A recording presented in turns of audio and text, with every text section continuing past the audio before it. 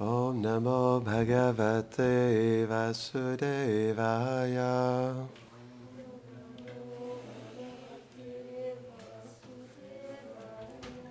Om Namo Bhagavate Vasudevaya.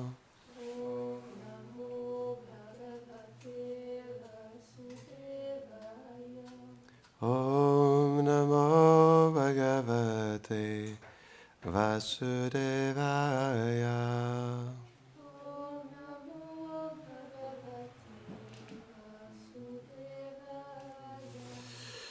Bonjour, bienvenue à tous à Vraj Bhavan. Aujourd'hui, nous allons lire un verset du Srimad Bhagavatam dans le premier chant, chapitre 13, versets 34 et 35.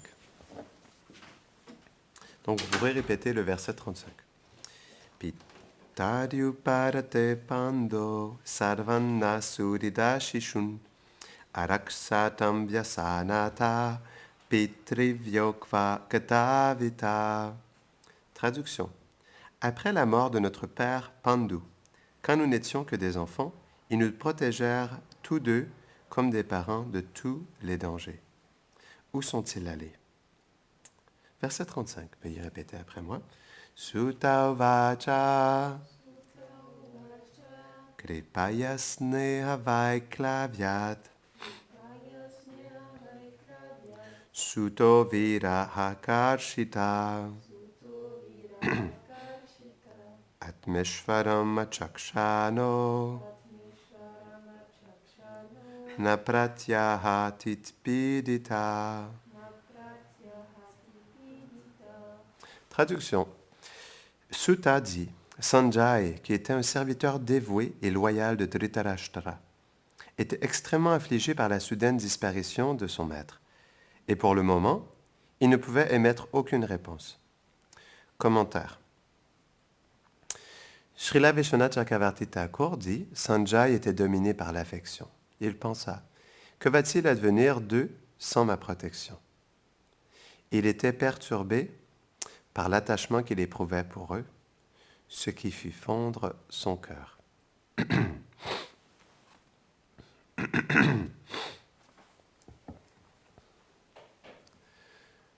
Om Gyanatimirandasya Gyananjarasharakaya Chakshurun Meditam Jena Tasmai Shri Gurave Namaha Shri Chaitanya Manobishtam Stapitam Jena Bhutale Swayam Rupa Kedamayam Dadati Svapadantikam He Krishna Karuna Sindhu Dinabandho Jagatpate Gopesha Gopika Kanta Radha Kanta Namostute Tapta Kanchana Gaurangi Radhe Brindavaneshwari Vrishabhanu Sudedevi Pranamami Hare Priye Vanchakalpatarubhyascha Kripa Sindhubhya Eva Cha Patitanam Pavanebhyo Vaishnavebhyo Namo Namaha Jaya Shri Krishna Chaitanya Prabhu Nityananda Shri Advaita Gadadhara Shivasari Gaura Bhakta Vrinda Hare Krishna Krishna Krishna Hare Hare Hare Rama Rama Rama Hare Hare Namaham Vishnupadaya Krishna Prishtaya Bhutale Shrimate Bhaktivedanta Swaminiti Namine Namaste Sarasvate Deve Gauravani Pracharine Nirvashesha Shunnavadi Pashatyade Shatarine.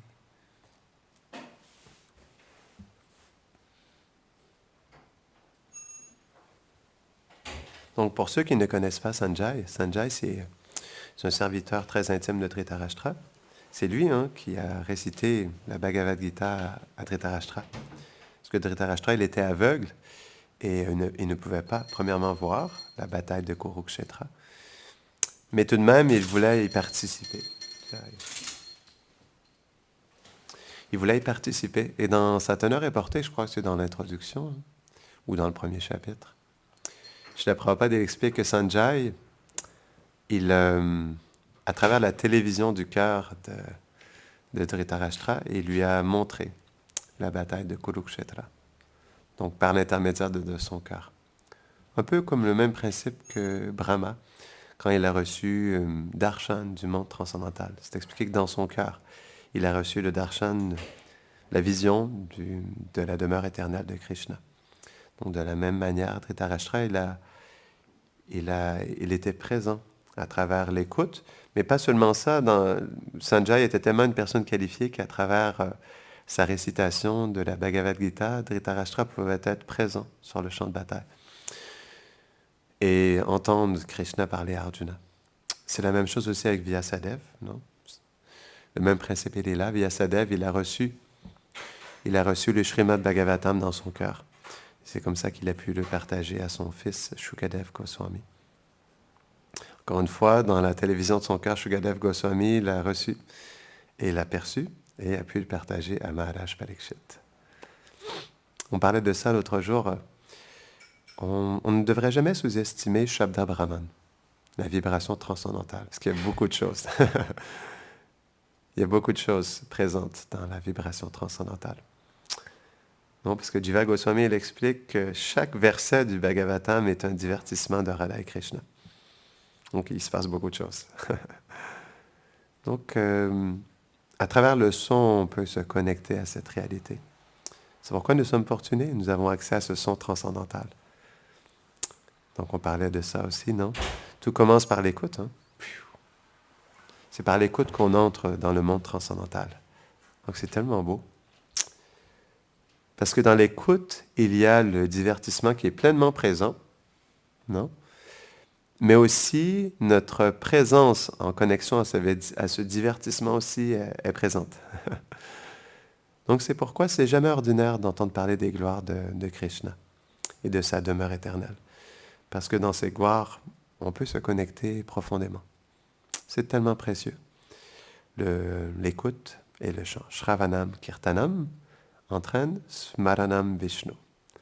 L'écoute et le chant des gloires de Krishna nous amènent à nous souvenir de Krishna et de nous souvenir de nous-mêmes aussi. Donc,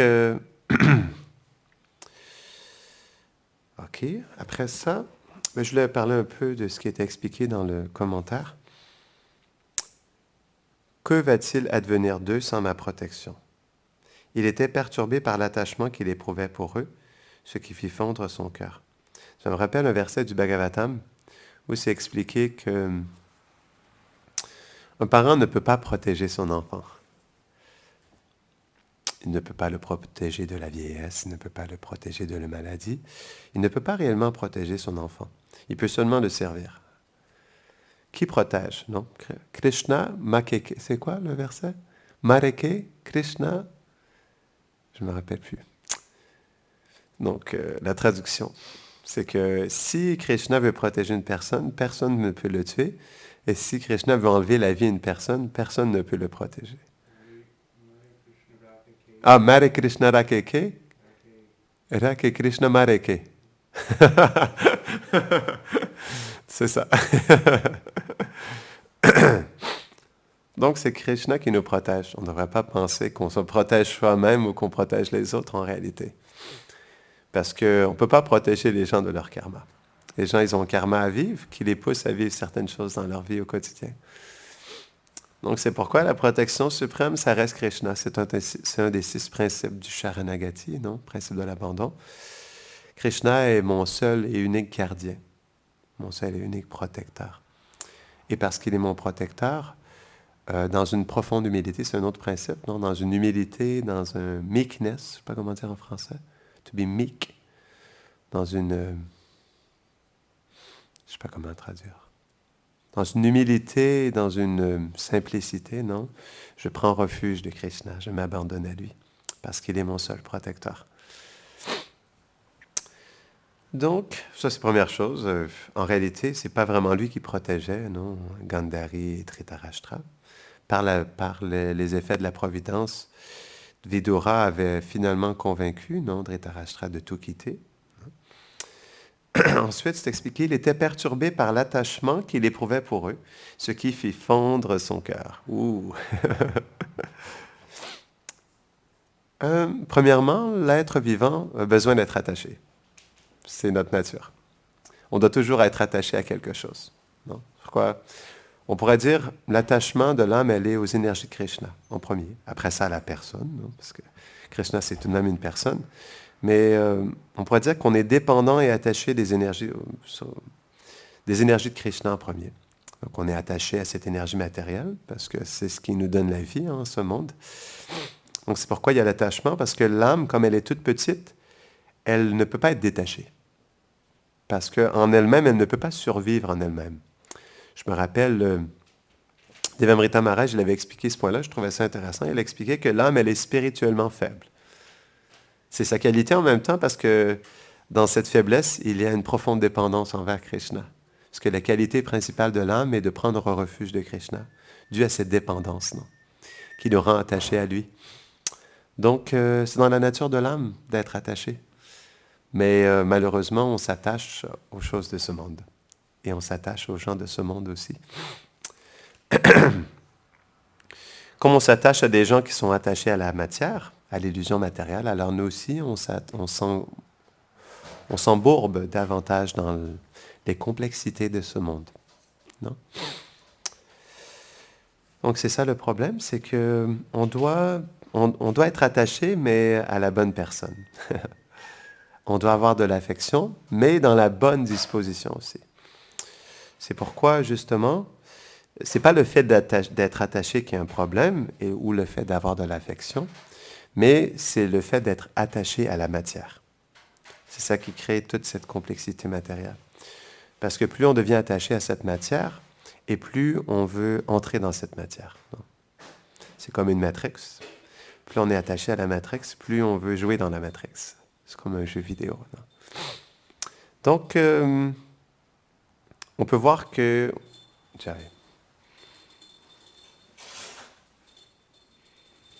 On peut voir que l'attachement est là. Il faut juste voir comment on le redirige. Parce que de toute façon, à quoi nous sommes-nous attachés? Nous sommes toujours attachés à Krishna. Parce que Krishna, il dit tout de même dans la Bhagavad Gita qu'il est l'habilité dans l'homme. Donc nous sommes attachés à personne d'autre que Krishna en réalité. Parce que ce sont les qualités de Krishna qui sont présentes dans notre enfant, notre ami, notre conjoint, conjointe, qui fait que nous sommes attachés à l'autre. Ce n'est pas cette personne en réalité. Parce que le corps qui est manifesté vient de l'énergie matérielle. C'est expliqué même que, dans des termes un peu plus crus, que ce corps, comme il vient de l'énergie matérielle, il est de la matière inerte. Ce qu'en anglais on dit dead matter. Donc ce corps matériel, il est la matière inerte. Il n'est pas vivant en réalité. Donc ce n'est pas ce corps qui nous attire chez les autres. C'est les qualités, premièrement, Prabhupada dit, c'est parce que l'âme est présente dans le corps qu'il y a une beauté, donc qui nous attire. Mais aussi c'est parce que les qualités de Krishna sont présentes que l'enfant attire tant la mère. Ça, c'est une chose. Donc en réalité, on est toujours attaché à Krishna. Donc pourquoi ne pas rediriger notre attachement et notre affection vers Krishna? Si c'est à lui, de toute façon, en premier lieu, à qui nous sommes attachés. C'est toujours lui. Parce que ce n'est pas le corps en soi qui nous attache et qui nous attire. Parce que le corps, il ne manifeste pas les qualités. Je veux dire, les qualités ne viennent pas de ce corps matériel. La matière en soi, avant que Krishna l'investisse de sa présence, elle est ce qu'on appelle pradhan. Elle est de la matière inactive, non?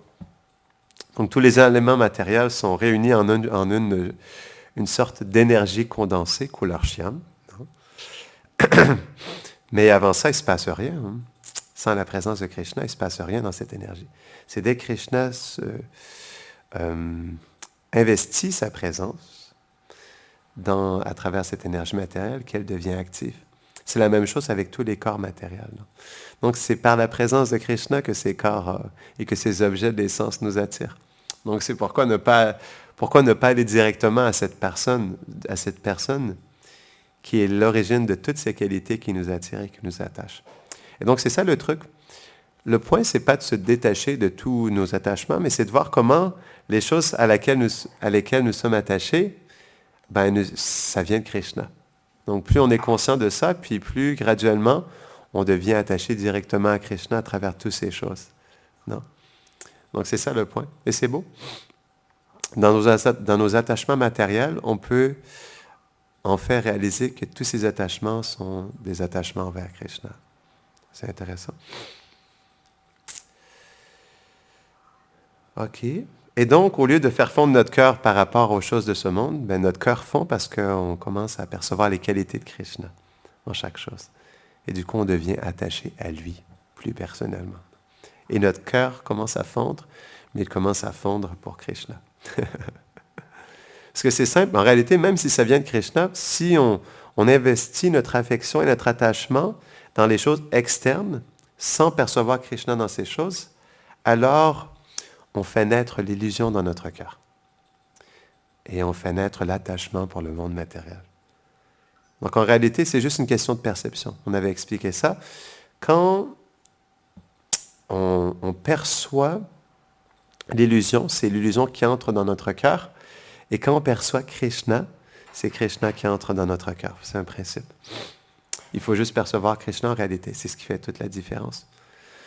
Comme l'expliquait Prabhupada, la conscience de Krishna.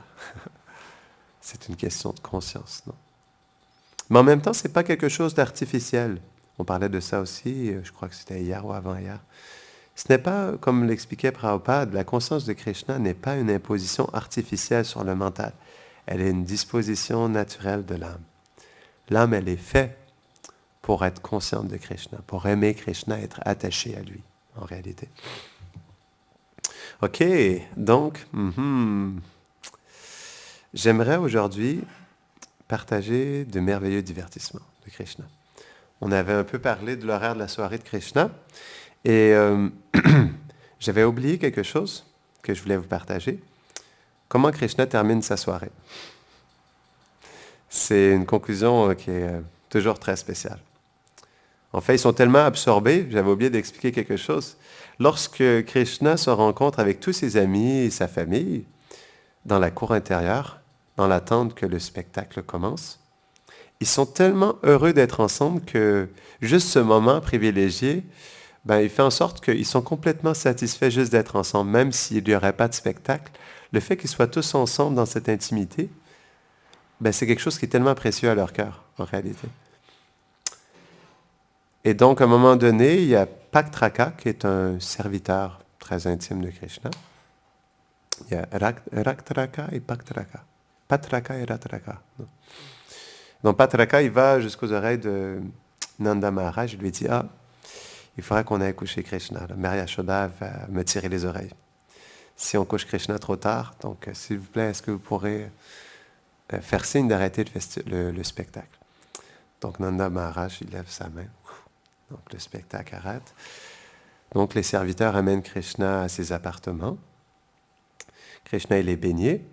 Et on lui donne un pyjama, non? Pajama. Le mot pyjama vient de pajama. Pajama veut dire habit de nuit. Et donc, Krishna, on le vêtit d'un pajama. Et ensuite, on lui donne même aussi des pantoufles pour qu'il aille se coucher. Ça doit être des belles pantoufles, hein? Ça ne doit pas être des pantoufles ordinaires. Et ça doit être des pantoufles très privilégiées pour recevoir les pieds pareils au lotus de Krishna.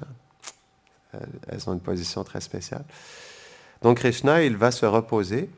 Et pendant qu'il se repose, il a deux serviteurs qui massent ses pieds. C'est les membres de son corps pour l'endormir. Donc Krishna, il s'endort. Et il se réveille un peu perturbé par des pensées envers sa bien-aimée Srimati Radharani. Donc, il sort sur le balcon pour voir l'horizon, non? Et sentir la douce brise, qui l'appelle aussi. Donc, il se met à penser à Srimati Radharani parce qu'il a envie de la revoir, non? Parce qu'il s'est passé quand même plusieurs heures avant depuis sa dernière rencontre avec elle. Et donc finalement, il retourne se coucher et mystiquement, les serviteurs qui massent les membres du corps de Krishna commencent aussi à s'endormir. Et, euh, et donc il trouve le sommeil et Krishna, il se réveille quelques minutes plus tard. Non, il doit dormir, je ne sais pas, peut-être 10-15 minutes. Il sort par le balcon, donc il quitte sa chambre par le balcon. Non? Et donc par des escaliers secrets, il quitte Nandagram. Et avant ça, non, excusez-moi, lorsqu'il se lève, il va sur le balcon et il joue de la flûte et il appelle les gopis, mais dans une tonalité que seuls les gopis peuvent entendre. Et donc, il me semble que j'avais gardé, on va voir. OK. Ouais, il appelle les gopis à travers le son de sa flûte, il leur envoie un message. Il dit, chère fille, Krishna dit à travers sa flûte, quittez vos maisons maintenant et partez sur le chemin de notre lieu de rendez-vous. J'y suis en route, bientôt nous serons ensemble. Donc c'est comme ça que Krishna il appelle les gopis, par le chant de sa flûte.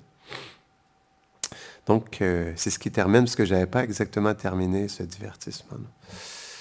OK, donc pour ce qui est des divertissements que je voulais vous partager, il y a les divertissements de l'après-midi.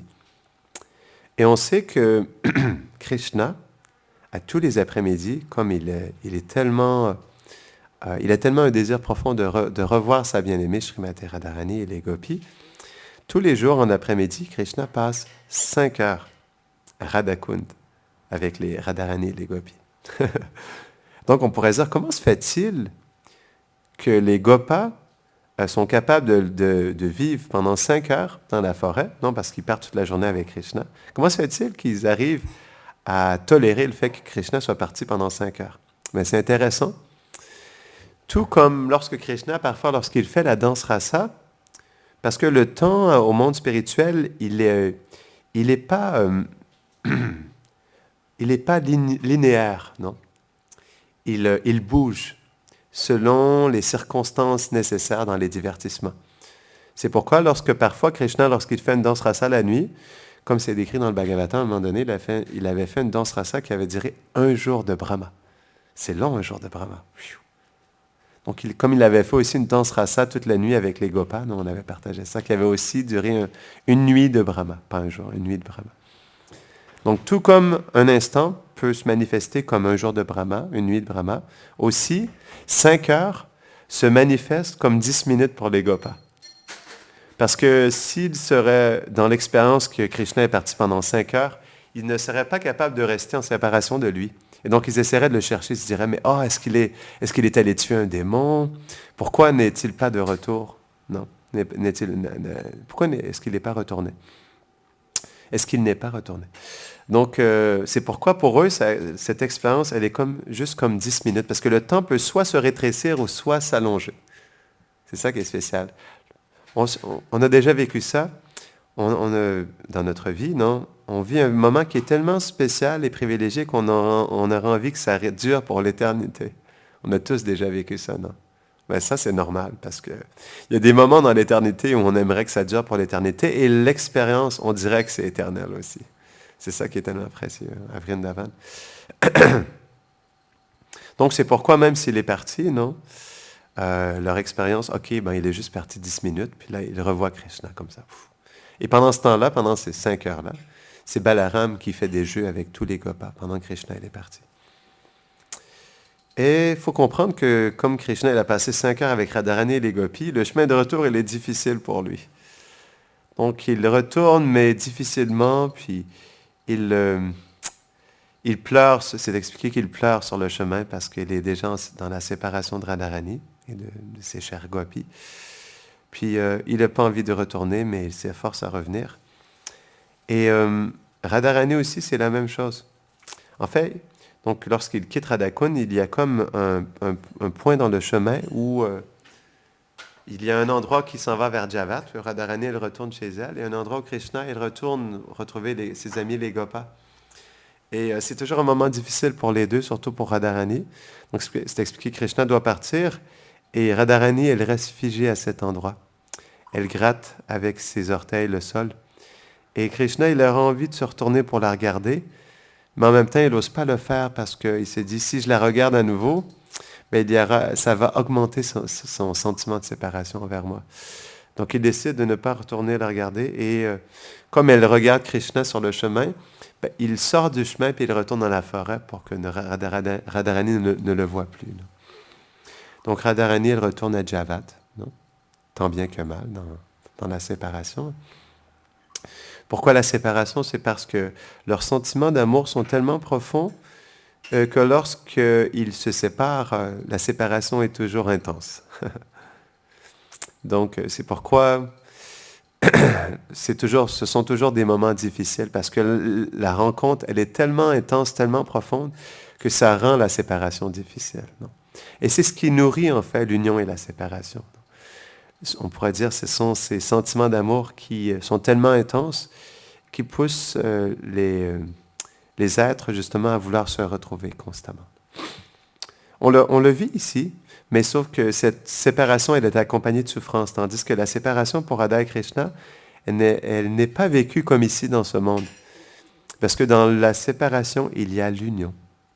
Et dans l'union, il y a la séparation, parce qu'on se dit, je suis avec mon bien-aimé, mais bientôt nous allons nous quitter. Là. Mais cette expérience, elle est toujours vécue dans le préma, dans l'amour pur pour Krishna ou pour ses associés. Non? Donc c'est pourquoi ce n'est pas une séparation ordinaire comme on peut l'entendre ici dans ce monde. C'est une séparation qui est gouvernée par préma, les sentiments d'amour, qui sont pour nous inconcevables dans ce monde. Donc c'est ça, là, Krishna, il retourne voir ses amis, Radharani retourne à Javat, et donc Krishna, il a le cœur lourd. Mais lorsqu'il revoit ses amis, ils incitent Krishna à faire des jeux avec lui. Et donc, dans ce sentiment de sakyaras, de fraternité, Krishna a quelque peu le cœur adouci du fait de jouer avec ses amis.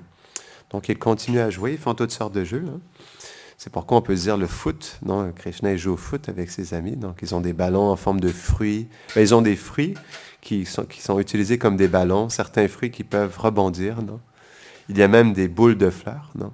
Avec laquelle il joue, il se lance la balle et parfois elle explose. Elle explose en milliers de pétales de fleurs sur celui qui la reçoit. Donc ils jouent à toutes sortes de jeux. À un moment donné, lorsqu'ils arrivent à Govardhan, c'est à ce moment-là qu'ils décident de jouer au jeu de la tag. Comment on dit la tag en français? Tag game. On essaie de toucher l'autre. Je ne sais pas comment dire en français ce jeu. Il y a un nom pour ce jeu en français? Le jeu de la souris? Non, je ne sais pas quoi. Le chat et la souris, peut-être? On pourrait dire ça, non? Et donc, ils font ce jeu-là plus spécifiquement lorsqu'ils arrivent à Govardhan. Et donc, Radharani, elle retourne à Javat. Elle retourne à Javat et elle décide de cuisiner pour Krishna, parce qu'on sait qu'elle cuisine le matin, mais le soir aussi, elle cuisine des choses pour Krishna. Et donc, elle retourne à Javat. C'est expliqué qu'elle cuisine pour Krishna du riz, mais vraiment spécial, vraiment opulent. Elle prépare une guirlande de fleurs et elle fait aussi des ladus pour Krishna à ce moment-là, lorsqu'elle revient. Et ces détails-là, ils sont décrits dans un livre de Kavirai Shekhar. C'est un Vaishnav qui était un disciple de Raghunandan Goswami. Donc, il avait écrit un livre qui s'appelle Astakala Kaliya Kavadi, quelque chose comme ça. Donc, c'est un livre qui est très fameux à Vrindavan. Et donc, dans ce livre-là, il décrit un peu ces détails-là. Et c'est expliqué que donc, Krishna et les Gopas, ils vont à Govardhan, ils font des jeux. Et lorsqu'ils sont sur le chemin de retour, comme les vaches se sont un peu éparpillées un peu partout, Balaram, pour annoncer le chemin du retour, il commence à souffler sur sa corne de buffle. Et donc, c'est à partir ça, c'est le signe qu'ils doivent repartir vers Nandagram. Et à un moment donné, comme les Gopas ils voient que toutes les vaches se sont éparpillées, ils essaient tant bien que mal de réunir les vaches, mais ils n'y arrivent pas. Et donc, Krishna dit, ça va, laissez-moi faire. Donc, Krishna, il prend sa flûte, il commence à jouer de la flûte, et par le son de la flûte, à travers le son de sa flûte, il appelle le nom des différentes groupes, les différents leaders des groupes de vaches. Et c'est comme ça qu'il amène toutes les vaches vers lui. Et après ça, justement, les Gopas, ils peuvent retrouver les différentes vaches dont ils s'occupent. Donc, ils reviennent. Et il y a quelque chose de joli que je veux partager. Shridam, il dit à Subal, ô mon ami, qui parmi nous peut rassembler nos vaches juste en jouant de la flûte? Seul Krishna est capable d'un tel exploit, tout comme lui seul peut tuer des démons féroces. Donc, en fait, Shridam, il était vraiment appréciatif de voir Krishna, à quel point, à travers seulement le son de sa flûte, le chant de sa flûte, il était capable de réunir tous les êtres. Non? Donc, ils reviennent vers Nandagram, et c'est expliqué que pour revoir Radharani une dernière fois avant de rentrer chez lui, Krishna il passe à côté de Javat. Et Radharani, une fois qu'elle a terminé justement le repas, elle retourne dans sa chambre dans l'espoir d'entendre le son de la flûte de Krishna et aussi de l'apercevoir. C'est pourquoi à Javat, dans son palais, Radharani elle a ce qu'on appelle une tour de lune. Donc c'est une tour au-dessus du palais où elle monte dans la tour pour pouvoir apercevoir Krishna avec les gopas et les vaches, comme un dernier instant avant qu'il retourne et qu'il entre à nouveau à Nandagram. Donc là, Radharani, elle avait vraiment envie de revoir Krishna. Donc elle était vraiment dans un sentiment de séparation. Et donc, elle s'est expliqué, non, elle faisait des va-et-vient dans sa chambre. À un moment donné, elle s'est assise, puis là, elle tend ses oreilles, mais elle n'entend rien du tout. Puis là, elle se pose des questions, est-ce que Krishna, il va passer ou pas? Donc, elle a peur de ne pas pouvoir le voir. Et donc, elle s'assoit en profonde méditation sur lui. Parce qu'elle pense que finalement, il ne viendra pas, pris dans ce sentiment de séparation. Et donc, c'est expliqué que elle est tellement absorbée que finalement, elle n'entend même pas Krishna qui joue de la flûte. Et elle n'arrive pas à voir non plus, en fait, le nuage de poussière. Parce que c'est expliqué que c'est ce qui fait que les résidents de Nandagram et de Javat, ils arrivent à voir le retour de Krishna. Ça commence avec le son de sa flûte, des cornes des gopas, et aussi du meuglement des vaches, le son de leurs sabots, et un nuage de poussière. C'est ces choses-là que les résidents de Nandagram, ils entendent en premier, ils voient en premier, non? Et donc, c'est expliqué que lorsque Krishna joue de la flûte et qu'il amène toutes les vaches, avec le mouvement de leurs sabots, elles harmonisent le son de leurs sabots avec le chant de la flûte de Krishna. Et donc, à travers ces deux choses, ça fait une mélodie merveilleuse. Et donc, finalement, il y a une gopi qui voit que Radharani, elle est prise en méditation sur Krishna, puis elle n'arrive pas à voir que Krishna est sur le point d'entrer juste à côté de Javat pour pouvoir voir Radharani. Et là, la gopi, elle dit, « Ah, réveille-toi, Radharani, réveille-toi, regarde. » Krishna, finalement, il entre dans le village de Javat. Donc, Radharani, elle monte dans la tour de lune et elle essaie d'apercevoir Krishna. Et Krishna, il s'approche du palais de Javat, de Radharani. Donc, il regarde dans les airs, parce qu'il sait que Radharani va l'attendre à cet endroit-là. Donc, il regarde. Et il voit au-dessus de la tour de lune, il voit Radharani. Et finalement, Radharani, elle regarde Krishna. Et juste le fait qu'ils se rencontrent, qu'ils se voient, qu'ils se rencontrent à travers leurs yeux, cette rencontre, elle est tellement profonde que Krishna, il recule comme ça. Et il est tellement frappé par le fait d'avoir revu encore une fois Radharani qu'il tombe dans les bras de ses gopas. Et Radharani, elle tombe dans les bras de ses gopis qui sont juste à côté. Et s'expliquer Krishna, il a tellement été frappé du regard de Radharani qu'il est comme tombé inconscient. Et Subal, justement, il demande à des sakas de prendre Krishna dans un bosquet non loin et d'essayer de le ranimer avec des chants de mantras dans son oreille. Et c'était quoi l'autre chose? En lui chantant des mantras dans son oreille. Et il me semble qu'il y avait autre chose, en tout cas je ne me rappelle plus. Mais de cette manière-là, il réveille Krishna. Donc Radharani, elle tant bien que mal réussit à rester consciente, mais c'est expliqué que lorsqu'ils se sont rencontrés à travers leur regard, ils sont devenus comme figés comme des statues, puis ils n'arrivaient plus à bouger. C'est pourquoi Krishna il a tombé dans les bras de ses amis, parce qu'il est comme tombé comme ça, tu vois, figé comme une statue. Et c'est à cause de ça qu'il est tombé dans les bras de ses amis. Donc Radharani, elle était inquiète parce qu'elle se disait, mais où est-ce qu'il est, Krishna? Là, finalement, elle a entendu Krishna jouer de la flûte à nouveau, et là, elle a compris qu'il s'était réveillé et qu'il allait retourner à Nandagram. Et c'est de cette manière-là que même lorsque Krishna passe à Javat, il voit aussi Radharani. Donc c'est vraiment beau. Puis les acharyas expliquent par rapport à ça, justement, le fait que Radharani, elle pouvait voir le Krishna qui entrait dans le village. C'est expliqué que les demi-dieux aussi, ils peuvent entendre le son de la flûte de Krishna, mais ils n'arrivent pas à voir Krishna avec les vaches et les gopals. La seule chose qu'ils voient, parce qu'ils sont au-dessus, hein, les demi-dieux, ils sont dans des aéronefs et ils sont toujours enclins à aller voir les divertissements de Krishna à Vrindavan. Donc, ils se rapprochent avec leurs aéronefs. Mais comme Krishna, il marche avec des millions de pâtres et de vaches, il y a comme un nuage de poussière dorée. C'est la seule chose que les demi-dieux peuvent voir en réalité. Ils ne peuvent pas voir Krishna, ils ne voient qu'un nuage de poussière dorée. Donc, par rapport à ça, c'est une belle analogie. Les acharyas expliquent comment une âme ordinaire conditionnée, aussi puissante qu'elle puisse être, peut-elle pénétrer à travers les flots de poussière de Chintamani, donc c'est comme la pierre philosophale, là, pour voir Krishna et ses divertissements.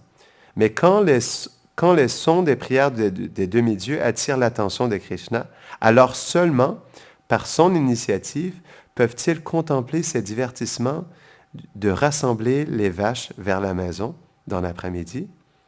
Cette même habilitation, et encore plus, vient à nos propres yeux par la force du Nam Sankirtan, du fait de chanter les noms de Krishna, dans lequel Hare, ça veut dire, définit Krishna qui est couvert de poussière, et Rama s'adresse à Balaram qui est juste à côté de lui. Donc c'est beau. Pour nous, justement, ces divertissements, ils deviennent de plus en plus réels lorsqu'on chante le nom de Hare, qui veut dire Krishna, et Rama, qui veut dire Balaram. Je trouvais ça très beau. Et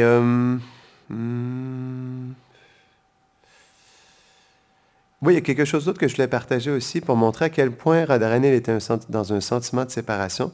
C'est expliqué que lorsque, j'avais oublié ce détail-là, je voulais vous le partager, c'est expliqué que lorsque Radharani elle était sur le chemin à voir Krishna qui partait, non, pour aller retrouver ses amis, après le divertissement de Radhakund, son cœur, il était tellement brûlant qu'il fit que les plantes qui étaient alentour d'elle commencèrent à se dessécher, tellement le cœur de Radharani était brûlant. Donc ça montre à quel point, quand Radharani elle est dans la séparation, ça affecte tous les habitants alentour d'elle, qui sont juste à côté d'elle, qui eux aussi ressentent cette séparation qu'elle vit par rapport à Krishna. Donc c'est ça, Krishna, il retourne à Nandagram, et finalement Radharani, elle avait cuisiné, puis elle réalise quelques heures plus tard qu'elle n'avait rien fait pour les plats qu'elle avait préparés pour Krishna. Donc elle descend, elle va voir Rati Manjari, qui est une servante très proche de Radharani. Elle lui demande de prendre ses plats et de les apporter à Nandagram. Donc Rati Manjari, elle apporte ce que Radharani elle avait préparé. Elle va voir Danishta, qui est une servante de Mary Yashoda à Nandagram. C'est souvent elle qui reçoit les repas que Radharani elle prépare.